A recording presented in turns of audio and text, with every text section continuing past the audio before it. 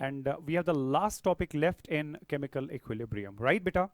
And that was Le Chatelain principle.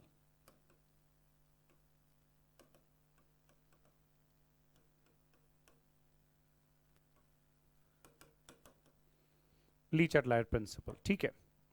Let's talk about it. आपको पता है कि कोई भी रिवर्सिबल रिएक्शन जो है या रिवर्सिबल प्रोसेस जो है बेटा, उसमें सबसे ज्यादा स्टेबल स्टेट जो है that is always the equilibrium state. और इक्विलिब्रियम आपके पास सिर्फ तब तक है जब तक सारी की सारी ऑब्जर्वेबल प्रॉपर्टीज इक्विलिब्रियम की कांस्टेंट है। आपकी रिएक्शन का टेम्परेचर कांस्टेंट है, प्रेशर कांस्टेंट है, कंसंट्रेशन कांस्टेंट है, और जब तक ये कांस्टेंट है आपका इक्विलिब्रियम जो है दैट विल बी सेट। लेकिन जो ही आप इनमें से बेटा किसी भी कंडीशन को चेंज करते हैं, आप इक्विलिब्रियम कंपोनेंट्स में से किसी एक या एक से ज्यादा कंपोनेंट्स की कंसंट्रेशन को चेंज करें, इक्विलिब्रियम गेट्स डिस्टर्ब्ड। आप टेम्परेचर को चेंज करें, इक्विलिब्रियम गेट्स डिस्टर्ब्ड। आप प्रेशर को चेंज करें, इक्विलिब्रियम गेट्स डिस्टर्ब्ड। और जब भी आप इक्विलिब्रियम को डिस्टर्ब करते हैं बेटा, तो दैट मींस आपने एक सिस्टम को एक स्टेबल स्टेट से निकाल के एक अनस्टेबल स्टेट में डाल दिया है। और हर एक, ये तो कुदरत का कानून है बेटा, इट्स अ नेचुरल फिनोमेना। जब भी आप किसी सिस्टम को डिस्टेबलाइज करते हैं, वो सिस्टम हमेशा अपने आप को स्टेबलाइज करने की कोशिश करेगा। तो इस वजह से जो भी चेंजेस आप इक्विलिब्रियम पे इंप्लीमेंट करते हैं, चाहे आप कंसंट्रेशन चेंज करें, चाहे आप टेम्परेचर चेंज करें, चाहे आप प्रेशर चेंज करें बेटा, जो भी चेंजेस आप इक्विलिब्रियम पे इंप्लीमेंट करते हैं, ठीक है, इंपोज करते हैं, इक्विलिब्रियम हमेशा उन चेंजेस को अपोज करके अपने इक्विलिब्रियम स्टेट को वापस एक्वायर करने की कोशिश करेगा। This is what we call as Le Chatelain principle. तो जब स्टेटमेंट की बात करते हैं, you can write the statement yourself as well. Le Chatelain principle says बेटा, whenever equilibrium is subjected to any change, right? I'll also write it for you. You can write your statement as well. So it says, whenever equilibrium is subjected to any change, whenever equilibrium is subjected to any change, right? Any change in concentration, any change in concentration, temperature, yeah beta pressure, right? What equilibrium does is that equilibrium always tries to oppose the change. Equilibrium always tries to oppose the change. Fine. जो भी change आप implement करेंगे, equilibrium हमेशा उस change को oppose करेगा ताकि उस चेंज का इफेक्ट जो है बेटा वो खत्म हो जाए, राइट? ताकि उस चेंज का इफेक्ट जो है वो नलिफाई हो जाए। This is what we call as Le Chatelain principle. Fine. अब जाके बेटा Le Chatelain प्रिंसिपल में हम क्या क्या चीज चेंज कर सकते हैं? मैंने अभी आपसे कहा, आप कंसंट्रेशन चेंज कर सकते हो, आप टेम्परेचर चेंज कर सकते हो, आप प्रेशर चेंज कर सकते हो, आप कैटलिस्ट को रख सकते हैं या नहीं रख सकते हैं, आप इनर्ट गैस ऐड कर सकते हो, ठीक है? तो देखते हैं कि इन सारे फैक्टर्स की वजह से इक्विलिब्रियम पे बेटा क्या फर्क पड़ता है। So let me talk about the first one, that is effect of change in concentration. Let me talk about the first one, that is effect of change in concentration, right? मान लीजिए बेटा मेरे पास कोई इक्विलिब्रियम है, it is A plus B in equilibrium with C plus D। ये तो मेरा reactant हो गया और ये बेटा मेरा प्रोडक्ट हो गया। इस रिएक्शन में जब इक्विलिब्रियम सेट था तो हर एक कंपोनेंट जो है उसकी अपनी पर्टिकुलर कॉन्सेंट्रेशन थी। ए की भी अपनी कुछ कॉन्सेंट्रेशन थी, बी की भी अपनी कुछ कॉन्सेंट्रेशन थी, सी और डी जो है उन सब की अपनी अपनी कुछ कॉन्सेंट्रेशंस थी, what we call as equilibrium concentrations. And you know equilibrium stage पे rate of forward, rate of backward reaction के बराबर होने की वजह से हर एक कंपोनेंट की कॉन्सेंट्रेशन जो है बेटा दैट रिमेन्स कांस्टेंट। सो जब तक ये कॉन्सेंट्रेशंस कांस्टेंट हैं तब तक आपका इक्विलिब्रियम है। अब अगर बेटा मैं इस इक्विलिब्रियम स्टेज पे बाहर से कुछ ए ऐड करूं या बाहर से कुछ बी ऐड करूं, तो उसकी वजह से रिएक्टेंट की कॉन्सेंट्रेशन तो ज्यादा हो गई, और जो ही आपने रिएक्टेंट की कॉन्सेंट्रेशन को बढ़ा दिया, इक्विलिब्रियम विल रिस्पॉन्ड, राइट बेटा? जो ही आपने इक्विलिब्रियम कॉन्सेंट्रेशन को चेंज कर दिया, ए ऐड करके या बी ऐड करके आपने रिएक्टेंट की कॉन्सेंट्रेशन को बढ़ा दिया, अब जाके कॉन्सेंट्रेशन में चेंज आ गया, इक्विलिब्रियम डिस्टर्ब हो चुका है, it's not the equilibrium state now. अब सिस्टम जो है इक्विलिब्रियम को वापस एक्वायर करने की कोशिश करेगा, और इक्विलिब्रियम को वापस एक्वायर करने के लिए according to Le Chatelain principle equilibrium चाहिए, सिस्टम चाहेगा बेटा कि जो भी चेंज आपने लाई उस चेंज को अपोज किया जाए। मैंने चूंकि रिएक्टेंट कॉन्सेंट्रेशन को बढ़ा दिया था, इक्विलिब्रियम चाहेगा बेटा रिएक्टेंट कॉन्सेंट्रेशन को घटा दिया जाए, राइट। अब रिएक्टेंट कॉन्सेंट्रेशन को घटाने का तरीका ये नहीं है कि आपका इक्विलिब्रियम जो है ए को वापस फेंकेगा, बी को वापस फेंकेगा, नहीं। ये सिस्टम जो है, ये जो इक्विलिब्रियम सिस्टम है, ये अपने आप में एक चेंज बेटा लाने की कोशिश करता है, अपने आप में एक एडजस्टमेंट करने की कोशिश करता है। वो एडजस्टमेंट ये क्या करेगा, क्योंकि आप इसको कहते हैं फॉरवर्ड रिएक्शन, इसको कहते हैं बैकवर्ड रिएक्शन, ये आपको ऑलरेडी बताया जा चुका है बेटा। सो जो ही आपने ए या बी या सिर्फ या दोनों ए और बी ऐड कर दिए, रिएक्टेंट की कॉन्सेंट्रेशन ज्यादा हुई, इक्विलिब्रियम चाहेगा फॉरवर्ड रिएक्शन को तेजी से किया जाए, ताकि जो भी आपने ए और बी को बढ़ा दिया था, उस ए और बी की कॉन्सेंट्रेशन को वापस घटा दिया जाए। जब भी कोई भी चेंज लाने के बाद रिएक्शन किसी भी डायरेक्शन में ज्यादा तेज हो जाए बेटा, हम कहते हैं equilibrium has been shifted in that direction. क्योंकि आपने ए ऐड कर दिया या बी ऐड कर दिया या दोनों ए और बी ऐड कर दिए, इन नटशेल आपने रिएक्टेंट की कॉन्सेंट्रेशन को बढ़ा दिया। सिस्टम ने रिएक्टेंट की कॉन्सेंट्रेशन को घटाने के लिए फॉरवर्ड रिएक्शन को तेज कर दिया। जब फॉरवर्ड रेट ज्यादा हो गई, सो रिएक्टेंट ज्यादा जल्दी जल्दी बेटा खर्च हो गया, जिसकी वजह से इसकी कॉन्सेंट्रेशन जो है वो कम हो गई। सो रिएक्शन फॉरवर्ड डायरेक्शन में तेज होने का मतलब यह हुआ equilibrium has been shifted in forward direction. I hope you understand that point. So I can say beta, at the increase in the concentration of a reactant, right? So I can say increase in concentration of a reactant, you know, square brace represent concentration. So increase in concentration of reactant जो है ये shift करता है, shifts the equilibrium, right? Shifts the equilibrium in forward direction. Shifts the equilibrium in forward direction. Likewise, equilibrium set था, ठीक है, मैं वापस अपनी इनिशियल स्टेट पे आ रहा हूं, फिर से इक्विलिब्रियम पे आ रहा हूं। इक्विलिब्रियम सेट था, rate of forward reaction was equal to the rate of backward reaction, हर एक कंपोनेंट की कॉन्सेंट्रेशन कांस्टेंट थी, and those concentrations were called as equilibrium concentrations. अब इक्विलिब्रियम जब सेट था, मान लीजिए मैंने इस रिएक्शन सिस्टम से सी बाहर निकाला, या डी जो है उसको बेटा मैंने पार्शियली रिमूव कर दिया। सी या डी को जब मैंने वहां से मान लीजिए निकालना शुरू कर दिया, तो उसकी वजह से इक्विलिब्रियम मिक्सचर में सी की कॉन्सेंट्रेशन कम हुई, डी की कॉन्सेंट्रेशन कम हुई, और जो ही इनकी कॉन्सेंट्रेशन बेटा कम हुई, इक्विलिब्रियम चाहेगा इनकी कॉन्सेंट्रेशन को बढ़ा दिया जाए। बिकॉज जो भी चेंज हम इक्विलिब्रियम पे इंपोज करते हैं, इक्विलिब्रियम उस चेंज का बिल्कुल अपोजिट करता है। आपने सी या डी को घटाने की कोशिश की, क्योंकि बाहर निकालने से उसकी कॉन्सेंट्रेशन रिएक्शन वेसल में घटेगी। सो जो ही आपने सी और डी को घटाने की कोशिश की बेटा, इक्विलिब्रियम चाहेगा इस सी और डी की कॉन्सेंट्रेशन को बढ़ा दिया जाए। और इसको बढ़ाने के लिए क्या करना है, फॉरवर्ड रिएक्शन को तेज करना है as compare to backward. So forward reaction जब तेज हो जाएगी बेटा, जब फॉरवर्ड रेट फास्टर हो गई, तो उसकी वजह से सीओडी जो होगा वो जल्दी जल्दी बनेगा, और सीओडी जल्दी बनने का मतलब ये हुआ कि आपके पास बेटा जो सीओडी कम हो चुका था, आपने उसको और ज्यादा बना दिया। सो जो भी चेंज हमने लाई थी, इक्विलिब्रियम ने उस चेंज को अपोज करके इक्विलिब्रियम को फॉरवर्ड डायरेक्शन में शिफ्ट कर दिया। सो कैन आई से it this way, decrease in concentration of a product, चाहे आप सी की बात करेंगे या डी की बात करेंगे या दोनों की बात करेंगे, जो ही मैंने इनकी कॉन्सेंट्रेशन को डिक्रीज कर दिया, इक्विलिब्रियम ने उनको ज्यादा बनाने के चक्कर में फॉरवर्ड रिएक्शन में शिफ्ट किया। सो आई अगेन से decrease in concentration of product shifts the equilibrium in forward direction, right बेटा। तो आप इन दोनों पॉइंट्स की सिर्फ एक स्टेटमेंट बना सकते हैं, and the statement will be like this, an increase in concentration of a reactant या decrease in concentration of a product shifts the equilibrium in forward direction, shifts the equilibrium in forward direction, ठीक है बेटा। So that was about my point number 1 about the effect of change in concentration. Likewise बेटा, I'll be putting up my point number 2.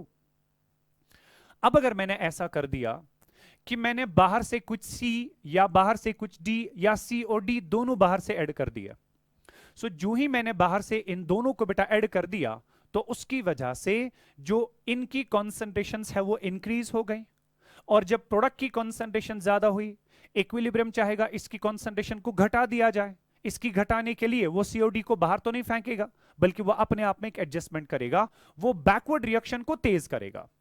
जब उसने backward reaction को तेज कर दिया, तो उसकी वजह से सीओडी जो होगा वो जल्दी जल्दी यूटिलाइज होगा बेटा, और इसकी कॉन्सेंट्रेशन जो है वो कम हो जाएगी। So I can make a point here. An increase in the concentration of a product shifts the equilibrium in backward direction.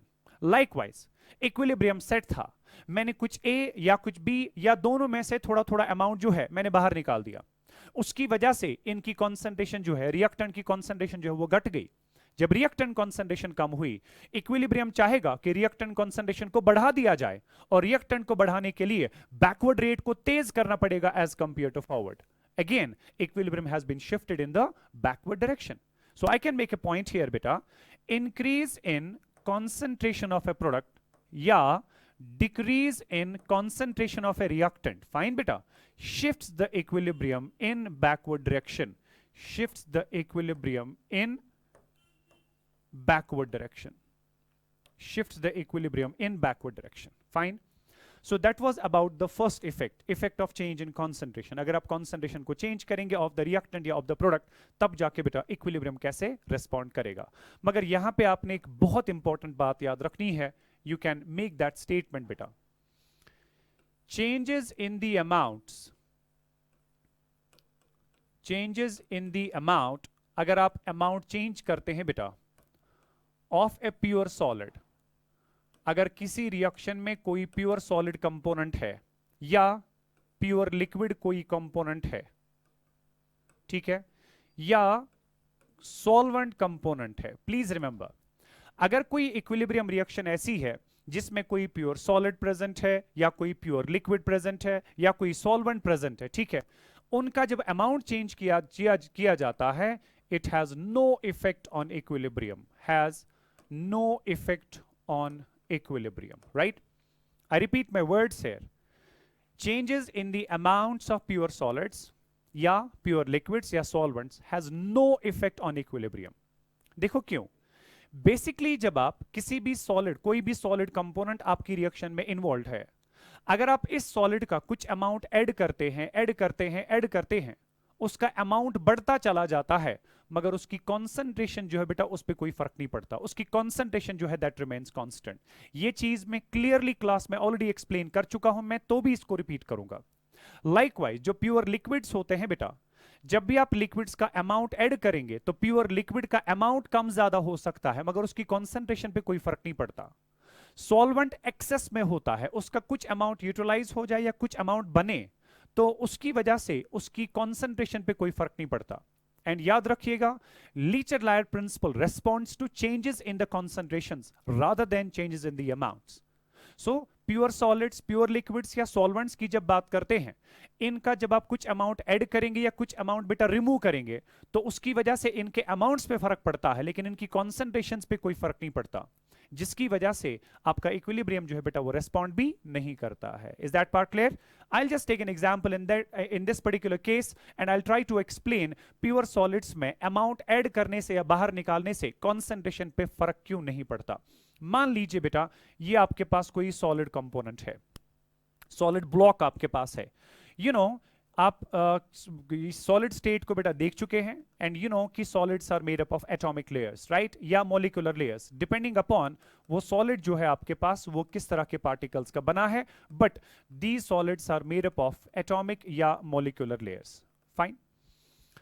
और इस सॉलिड में अगर सपोज मैं एक यूनिट वॉल्यूम चूज करूं बेटा, ठीक है, ये मेरे पास एक यूनिट वॉल्यूम है, और इस यूनिट वॉल्यूम में जो भी number of moles per unit volume मौजूद होते हैं उसी को तो कॉन्सेंट्रेशन कहा जाता है, right.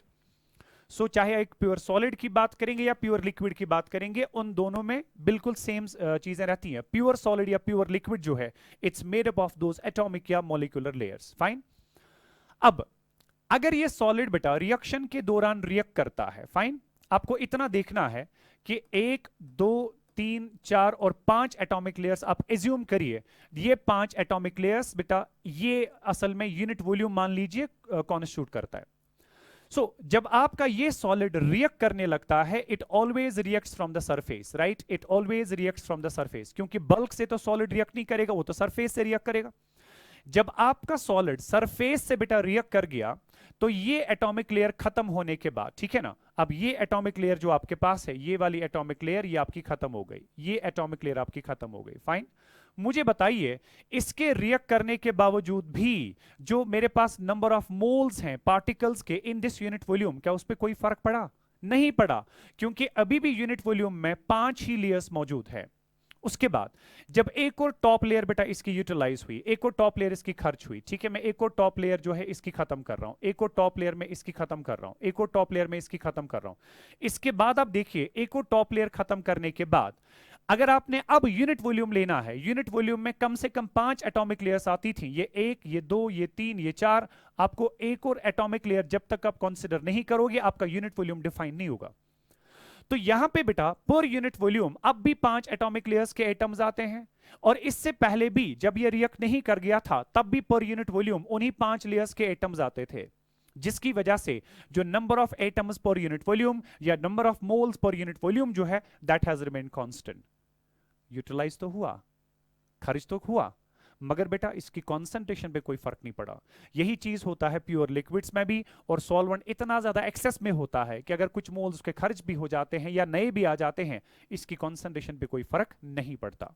And Lichtenstein principle responds to changes in the concentrations rather than changes in the amounts। इसीलिए हम मानते हैं बेटा कि प्योर सॉलिड्स या प्योर लिक्विड्स या सॉल्वेंट को कुछ अमाउंट ऐड करने से या बाहर निकालने से उस पे कोई उसकी कॉन्सेंट्रेशन पे कोई फर्क नहीं पड़ता, ठीक है ना। सो पर यूनिट वॉल्यूम जो है उसमें चूंकि सॉलिड्स में कॉन्स्टिट्यूएंट पार्टिकल्स बिल्कुल रेगुलरली अरेंज्ड होते हैं, सो कोई एक लेयर खत्म होने की वजह से आपका यूनिट वॉल्यूम जो है एक और लेयर कॉन्स्टिट्यूट कर, एक और लेयर कंसीडर आपने करनी पड़ेगी। सो दैट वे जब उतनी ही number of atomic layers per unit volume हमेशा रही, so number of moles per unit volume जो होगा that will also remain constant. एक सूरत में प्योर सॉलिड या प्योर लिक्विड जो है, एक सूरत में इनके चेंज होने की वजह से इफेक्ट पड़ सकता है अगर आपने इनका कंप्लीट रिमूवल कर दिया। आपके पास कोई सॉलिड कंपोनेंट था, आपने इसका कंप्लीट रिमूवल कर दिया, ठीक है, तो उसकी वजह से फर्क पड़ सकता है, बिकॉज कंप्लीट रिमूवल की वजह से कॉन्सेंट्रेशन जो है इट ड्रॉप्स टू 0। तो आपके पास पहले कुछ कॉन्सेंट्रेशन था, जब ये प्योर सॉलिड था या प्योर लिक्विड था, कुछ कॉन्सेंट्रेशन था, कंप्लीट रिमूवल की वजह से बेटा उसकी कॉन्सेंट्रेशन तो 0 हो गई। चूंकि अब जाके कॉन्सेंट्रेशन चेंज हो गई, इस वजह से बेटा आपका इक्विलिब्रियम जो होगा वो रेस्पॉन्ड जरूर करेगा, ठीक है ना। I'll just take an example that will help you to understand the concept। मान लीजिए बेटा मेरे पास कैल्शियम कार्बोनेट सॉलिड है, राइट। इस कैल्शियम कार्बोनेट सॉलिड का रिवर्सिबल डिकम्पोजिशन होता है in a closed vessel and it results in the formation of carbon dioxide gas. Fine, बात आराम से समझना। मैं आपसे यह पूछूंगा इनमें से कौन से फैक्टर की वजह से ये इक्विलिब्रियम जो होगा बेटा ये शिफ्ट होगा, राइट। चाहे फॉरवर्ड में या बैकवर्ड में, आपको बस ये देखना है कि कौन से फैक्टर की वजह से this equilibrium is going to respond, right. So I can say the equilibrium, I can say it like this, the equilibrium this, right, responds to किस किस पे रेस्पॉन्ड करेगा। Number 1 addition of carbon dioxide, अगर मैं इसमें carbon dioxide add करूंगा क्या respond करेगा। Number 2 addition of CaO calcium oxide, क्या रेस्पॉन्ड करेगा। Number 3 partial removal of, right, partial removal of CaCO3, क्या रेस्पॉन्ड करेगा। Number 4 complete removal of CaO, क्या रेस्पॉन्ड करेगा, ठीक है। आपको देखना है बेटा इन सारी चेंजेस जो मैंने चेंजेस लाई, क्या ये इक्विलिब्रियम किसी चेंज को रेस्पॉन्ड करेगा कि नहीं। सबसे पहले एडिशन ऑफ कार्बन डाइऑक्साइड, अगर आपने कार्बन डाइऑक्साइड ऐड कर दिया, carbon dioxide is a gas, right. एक क्लोज्ड वेसल में जब आपने कार्बन डाइऑक्साइड के और मोल्स ऐड कर दिए, क्योंकि आपको पता है कि कॉन्सेंट्रेशन को डिफाइन करते हैं number of moles divide by volume of the reaction vessel. Fine बेटा, so volume of the reaction vessel उतना ही है, मगर कार्बन डाइऑक्साइड के मोल्स ऐड करने की वजह से number of moles per unit volume ज्यादा हुए, कॉन्सेंट्रेशन ज्यादा हुई। जब भी कॉन्सेंट्रेशन बेटा चेंज होगी equilibrium will respond. So addition of CO2 जो है corresponding to this change equilibrium is going to respond because CO2 add करने से उसकी concentration change होगी because that's a gas। Addition of CaO, calcium oxide solid होता है और खुली आंखों से उसमें देखा जा सकता है कैल्शियम ऑक्साइड कौन सा पार्ट है, ठीक है।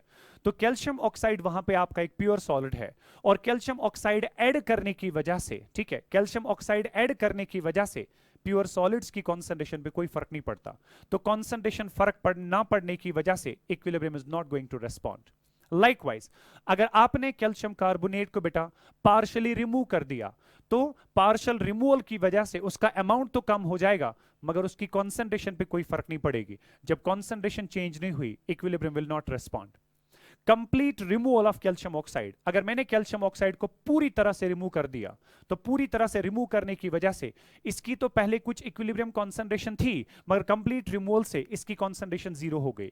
जब इसकी कॉन्सेंट्रेशन चेंज हुई, इक्विलिब्रियम कोशिश करेगा बेटा इसकी कॉन्सेंट्रेशन को बढ़ा दिया जाए, तो इसकी कॉन्सेंट्रेशन बढ़ाने के लिए equilibrium will be shifted in the forward direction, so it will correspond to this change as well, right. So मैंने ये क्वेश्चन बनाने की कोशिश की ताकि आपके जहन में बात समझ आए बेटा इक्विलिब्रियम जो है वो कब जाके रिस्पॉन्ड करेगा to the changes in the amounts of the components, right. So that was about the effect of change in concentration. I will be talking about effect number 2।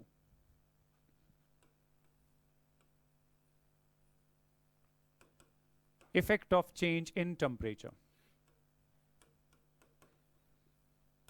Effect of change in temperature, right. अगर आपने किसी equilibrium reaction का temperature change कर दिया, तब जाके बेटा equilibrium कैसे रिस्पॉन्ड करेगा।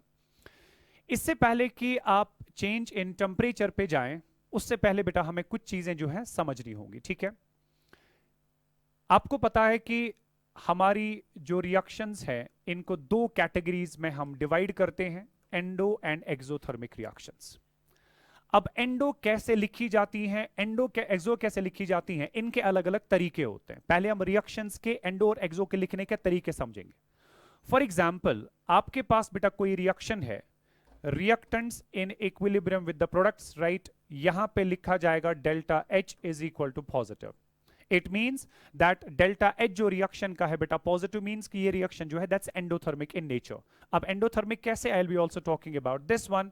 Reactants in equilibrium with the products, यहां पे लिखा है suppose delta H is equal to negative. अब मसला ये है कि ये एंडोथर्मिक होने का मतलब क्या होता है, ठीक है। प्लीज याद रखिएगा बेटा, जब आप इक्विलिब्रियम स्टेज की बात करते हैं, इक्विलिब्रियम स्टेज पे जितना रिएक्शन फॉरवर्ड डायरेक्शन में जाती है उतना बैकवर्ड में भी। और ये भी आपको पता है अगर फॉरवर्ड डायरेक्शन में रिएक्शन एंडोथर्मिक होती है, बैकवर्ड में हमेशा एक्सो हुआ करेगी। क्योंकि इक्विलिब्रियम स्टेज पे rate of forward rate of backward reaction के बराबर होती है, जिस वजह से अगर फॉरवर्ड डायरेक्शन में रिएक्शन एंडोथर्मिक है, सो जितना डेल्टा H फॉरवर्ड के लिए पॉजिटिव होता है उतना ही डेल्टा H बैकवर्ड के लिए नेगेटिव भी होता है।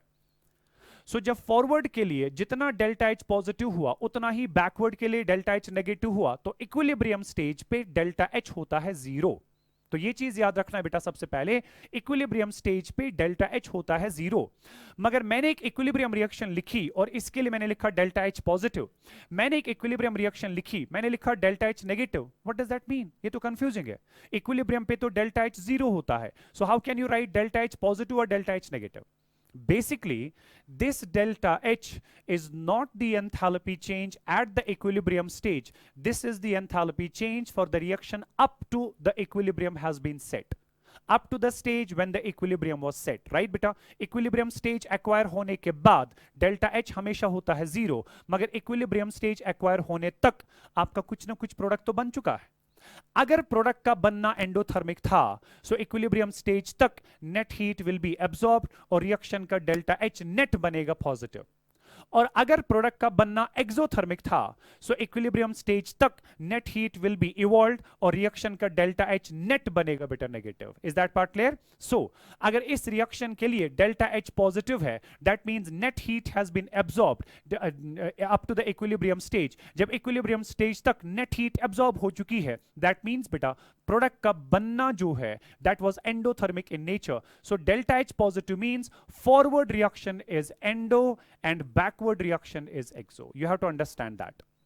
और यहां पे डेल्टा H नेगेटिव का मतलब ये हुआ बेटा कि इस रिएक्शन में इक्विलिब्रियम एक्वायर होने तक नेट हीट इवॉल्व हो चुकी है। इक्विलिब्रियम एक्वायर होने तक कुछ ना कुछ नेट प्रोडक्ट बन चुका है। आपके पास तो पहले सिर्फ रिएक्टेंट था, इक्विलिब्रियम स्टेज एक्वायर होने तक कुछ ना कुछ नेट प्रोडक्ट बन चुका है। क्योंकि जब भी कुछ ना कुछ प्रोडक्ट बनता है बेटा, वहां पे या तो हीट एब्जॉर्ब होती है या तो इवॉल्व होती है। यहां पे डेल्टा H नेगेटिव होने का मतलब ये हुआ इक्विलिब्रियम स्टेज एक्वायर होने तक जितना भी प्रोडक्ट बन चुका है उस प्रोडक्ट के बनते बनते हीट इवॉल्व हो चुकी है, जब प्रोडक्ट के बनते बनते हीट इवॉल्व हो चुकी है, दैट मींस प्रोडक्ट का बनना एक्सोथर्मिक है, फॉरवर्ड रिएक्शन एक्सोथर्मिक है, backward will be always endothermic in nature. Is that part clear? So that was about कि डेल्टा एच पॉजिटिव या डेल्टा एच नेगेटिव जो है इसका क्या मतलब होता है। सो जब भी किसी रिएक्शन के साथ डेल्टा एच पॉजिटिव लिखा होगा, please remember it means reaction is endothermic in forward and exothermic in backward. और जब भी किसी रिएक्शन में डेल्टा एच नेगेटिव लिखा होगा, it means reaction is exothermic in forward and endothermic in backward reaction. ठीक है बेटा। उसके बाद एक और तरीका इसको लिखने का है, कभी कभी एंडोथर्मिक रिएक्शन जो है उसको ऐसे लिखा जाता है R plus we have E in equilibrium with the products, right? It means reactants को कुछ एनर्जी देना पड़ी है तब जाके वो प्रोडक्ट में कन्वर्ट हो चुका है। जब रिएक्टेंट्स को कुछ एनर्जी देके प्रोडक्ट में कन्वर्ट किया जाए, डज दैट मीन प्रोडक्ट का बनना एंडोथर्मिक है कि exothermic? Absolutely endothermic. It again means reaction is endothermic in forward which reflects that it will be exothermic in backward. Likewise बेटा, एक्सोथर्मिक रिएक्शन को लिखने का तरीका ये होता है, reactants in equilibrium with the product, अगर यहां पे लिखा है प्लस सम एनर्जी, राइट? जरूरी नहीं है कि वो ई लिखे, वो कुछ एनर्जी लिख सकता है, 20 जूल्स, 30 जूल्स, 40 जूल्स या फिर किलो जूल्स, व्हाटएवर। सो अगर वो ई लिखता है या सीधा एनर्जी लिखता है, आपको बस ये अंदाजा लगाना है, ये समझना है कि मेरी रिएक्शन का नेचर कैसा है, ये एंडो है या एक्सो। इसका मतलब क्या हुआ? जब रिएक्टेंट प्रोडक्ट में कन्वर्ट होता है, वो प्रोडक्ट बनाने के साथ साथ कुछ एनर्जी भी देता है बेटा। जब रिएक्टेंट प्रोडक्ट में कन्वर्ट होते होते कुछ एनर्जी भी प्रोड्यूस करे, that means one thing, that reaction is exothermic in nature. So it will be exothermic in forward, that surely means it will be endothermic in backward. ठीक है बेटा। तो ये तरीके होते हैं इन एंडो और एक्सोथर्मिक रिएक्शंस को लिखने के। That was basically my point number 1 which you need to understand about endo and exothermic reactions. Number 2, जो भी एंडोथर्मिक रिएक्शंस होती हैं, राइट बेटा, जो भी एंडोथर्मिक रिएक्शंस होती हैं, please remember they always utilize heat, right? They always utilize heat. Endo means कि वो हमेशा हीट जो है रिएक्शन के दौरान खर्च करती है। और जिस भी किसी रिएक्शन के दौरान हीट यूटिलाइज हो जाए, please remember that always leads to decrease in temperature. So endothermic reactions जो हैं, they always lead to decrease in temperature, decrease in temperature. Fine. इसी तरह से दूसरा पॉइंट बेटा मैं एक्सो में लिखना चाहूंगा। एक्सोथर्मिक रिएक्शंस वो होती हैं जिन रिएक्शंस के दौरान हीट प्रोड्यूस हो जाए। फाइन। आपके पास नॉर्मल कंबस्शन रिएक्शंस होती हैं बेटा, इनके दौरान हीट प्रोड्यूस होती है। Do you feel that these reactions lead to increase in temperature or decrease in temperature? Obviously beta increase in temperature. So you need to understand कि जो exothermic reactions होती हैं, right? जो exothermic reactions होती हैं बेटा, please remember they always produce heat, right? They always produce heat. और जो भी कोई reaction heat produce करे, that always leads to increase in temperature, increase in temperature. Fine? So that was about the endo and exothermic reactions, जिनमें ये दो बातें बेटा समझना आपके लिए बहुत इंपॉर्टेंट था। अब जाके हम इफेक्ट ऑफ टेम्परेचर की बात करेंगे। फॉर एग्जाम्पल, मेरे पास कोई रिएक्शन ऐसे है, इसको लिखा है बेटा delta H is equal to positive. चूंकि रिएक्शन के लिए delta H positive means it is endothermic in forward and that means exothermic in backward, right? अब देखिए ना, जब भी आप इस रिएक्शन में, इस तरह की रिएक्शन में इक्विलिब्रियम की बात करेंगे, क्योंकि इक्विलिब्रियम स्टेज पे rate of forward rate of backward reaction के बराबर होती है। सो जितनी हीट इस पर्टिकुलर केस में फॉरवर्ड डायरेक्शन में यूटिलाइज होगी, उतनी हीट बैकवर्ड डायरेक्शन में वापस प्रोड्यूस होगी। जितना फॉरवर्ड डायरेक्शन की वजह से टेम्परेचर घटेगा, because endothermic reactions lead to decrease in temperature, उतना ही टेम्परेचर एक्सोथर्मिक रिएक्शंस की वजह से वापस बढ़ता है। जब जितना टेम्परेचर घटा उतना ही टेम्परेचर वापस बढ़ा, तो इक्विलिब्रियम स्टेज पे बेटा नेट में कोई वहां पे हीट चेंज नहीं आएगा। इक्विलिब्रियम स्टेज पे टेम्परेचर जो होगा दैट विल बी कांस्टेंट। अब equilibrium was set, temperature was constant. अब इस स्टेज पे मैंने क्या कर दिया, मान लीजिए बेटा मैंने हीट जो है, आपको पता है उसको Q से रिप्रेजेंट करते हैं। मान लीजिए मैंने इस सिस्टम को Q सप्लाई करके इसका टेम्परेचर जो है वो बढ़ाना चाहा, राइट? मैंने सिस्टम में हीट सप्लाई करके इसका टेम्परेचर बढ़ाना चाहा। जो भी चेंजेस हम इक्विलिब्रियम पे लाते हैं, इक्विलिब्रियम हमेशा उन चेंजेस को अपोज कर देता है। सो चाहे आप हीट को सप्लाई करना कहें या फिर टेम्परेचर को बढ़ाना चाहें, एक ही बात है बेटा। सो जो ही मैंने सिस्टम को हीट सप्लाई करके उसका टेम्परेचर बढ़ाना चाहा, equilibrium will always try to decrease the temperature. So equilibrium जो ही टेम्परेचर घटाने की कोशिश करेगा, टेम्परेचर घटाने के लिए एंडोथर्मिक रिएक्शन को फेवर करना है कि एक्सो को? Obviously endo, because endothermic reactions lead to decrease in temperature.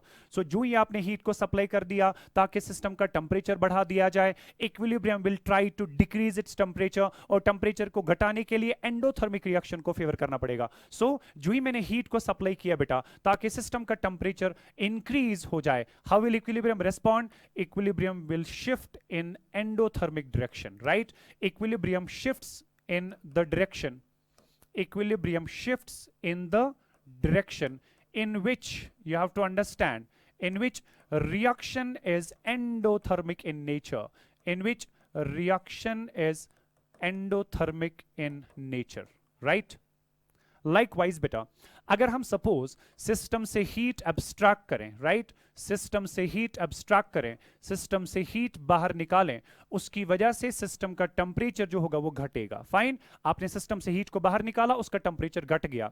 Tushu वंदस rubber bottle रटा बेटा जिसमें गर्म पानी अंदर होता है, तो आप जब अपने ठंडे पैर उसके साथ लगाते हैं, वो उस सिस्टम का हीट जो है वो एब्स्ट्रैक्ट करते हैं, जिसकी वजह से उसका टेम्परेचर जो वो घटता है। वही तो मैं कह रहा हूं। सो जो ही आप किसी सिस्टम से हीट एब्स्ट्रैक्ट करेंगे, उस सिस्टम का टेम्परेचर जो होगा वो डिक्रीज होगा। Equilibrium was set. इस इक्विलिब्रियम सिस्टम से आपने कुछ हीट को एब्स्ट्रैक्ट कर दिया। हीट को एब्स्ट्रैक्ट करने का मतलब ये है आपने टेम्परेचर घटा दिया।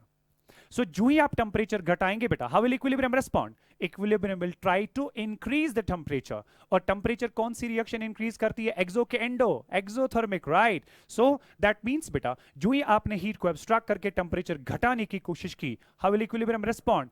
Equilibrium shifts, right? I'm not COVID positive. Equilibrium shifts in which direction? In the direction in which, oh लिखते जाओ गधो लिखते जाओ, in which reaction is exothermic in nature. I hope you got my point, okay? अब जाके इन दोनों points को explain करने के लिए एग्जाम्पल लेंगे बेटा, and that will do the proceedings for us for today, okay? So example I can have, और एग्जाम्पल में जाने से पहले एक लास्ट बात आपको बताऊं बेटा कि कभी कभी ऐसा होता है कि एक रिएक्शन आपको दी जाती है, ना ही उसमें लिखा जाता है delta H positive delta H negative, ना ही लिखा जाता है plus E on the reactant या plus E on the product side, और ना ही उसमें एरो के ऊपर लिखा जाता है एंडो या एक्सो। And you are supposed to actually tell the effect of temperature on that particular reaction क्या होगा। अब मसला है कि सर हमें कुछ नहीं पता, डेल्टा एच भी नहीं पता, ई भी नहीं पता, तो हम कैसे डिसाइड करें? उसके लिए एक शॉर्टकट बता रहा हूं बेटा, ट्रिक याद रखना। अगर उस रिएक्शन को आपने देखा, it was a combination reaction, right बेटा? अगर आपने उस रिएक्शन को देखा, it was a combination reaction, please remember जो कॉम्बिनेशन रिएक्शंस होती हैं they are usually exothermic in nature, right? Exceptions are always there, मगर जो कॉम्बिनेशन रिएक्शंस होती हैं they are usually exothermic in nature. Likewise अगर आपने रिएक्शन को देखा and that was a decomposition reaction, you know combination reactions में छोटे छोटे मॉलिक्यूल्स आपस में कंबाइन होकर एक बड़ा मॉलिक्यूल बनाते हैं, जबकि डिकम्पोजिशन रिएक्शन उसकी बिल्कुल अपोजिट होती है। जब बड़े बड़े मॉलिक्यूल्स फ्रेगमेंटाइज होके छोटे छोटे मॉलिक्यूल्स बना लेते हैं बेटा, तो ऐसी रिएक्शंस को हमेशा हम क्या लेंगे बेटा? Endothermic. So in that scenario you will decide yourself. जैसे कॉम्बिनेशन रिएक्शन की मैं बात करूंगा बेटा, सपोज मेरा नाइट्रोजन जो है वो हाइड्रोजन के साथ कंबाइन होके अमोनिया बना रहा है, राइट? यहां पे दो छोटे छोटे मॉलिक्यूल्स कंबाइन होके बड़ा मॉलिक्यूल बना रहे हैं, तो अगरचे आपको रिएक्शन का डेल्टा एच नहीं पता, आप ब्लाइंडली ले लीजिएगा इसका डेल्टा एच नेगेटिव होगा, ठीक है? इसी तरह से डिकम्पोजिशन रिएक्शंस की बात करते हैं बेटा। सपोज मेरे पास ट्वाइस KClO3 का डिकम्पोजिशन है, it results in the formation of twice KCl plus we have 3 times O2। इस रिएक्शन की जब आप बात करोगे, ये भी आपका सॉलिड, ये आपके पास होता है गैस, इसमें भी आपको डेल्टा एच कहीं पर भी मेंशन नहीं है, मगर it's a decomposition reaction, blindly consider इसका डेल्टा एच जो होगा बेटा that will be positive. Is that clear? So इस पर्टिकुलर कॉन्सेप्ट को हम कंप्लीट करेंगे विथ वन क्वेश्चन। अब चूंकि आपको इनके बारे में पता है बेटा, इनका डेल्टा एच पॉजिटिव है या नेगेटिव है। अब आप मुझे बताइए, अगर मैं ये वाली रिएक्शन की बात करूंगा जो अमोनिया की फॉर्मेशन रिएक्शन है, अगर इस रिएक्शन में हम बेटा हीट सप्लाई करेंगे, फाइन, तो हीट सप्लाई करना या टेम्परेचर बढ़ाना एक ही बात तो है, तो वो हमेशा किसको फेवर करेगा इस पर्टिकुलर केस में, फॉरवर्ड या बैकवर्ड? क्योंकि इस रिएक्शन का डेल्टा एच नेगेटिव है, that means it is exothermic in forward and endothermic in backward. Supply of heat या increase in temperature always favours endothermic reaction, so this equilibrium will be shifted in the backward direction. अगर आप इसकी बात करेंगे बेटा, क्योंकि इस reaction का डेल्टा एच पॉजिटिव है और यहां पे forward direction will be endothermic and backward direction will be exothermic in nature, अगर इस इक्विलिब्रियम में आप हीट सप्लाई करेंगे, हीट सप्लाई करने का मतलब यह है कि आपने टेम्परेचर बढ़ाया, equilibrium will be shifted in the direction of, शाबाश, जिसमें हीट जो है बेटा वो यूटिलाइज हो जाए, जिसकी वजह से टेम्परेचर घटे, क्योंकि forward direction is endothermic and supply of heat या increase in temperature always favours endothermic reaction, so this reaction is going to shift in the forward direction. इसी तरह से अगर आपने हीट को एब्स्ट्रैक्ट कर दिया, यानी कि टेम्परेचर को घटाया, equilibrium will be shifted in the exothermic directions. Accordingly आप खुद देखिए बेटा ये रिएक्शंस किस डायरेक्शन में एक्सोथर्मिक है। Rest of the things will be doing इंशाल्लाह tomorrow. Thank you so much, stay blessed, अल्लाह हाफिज़।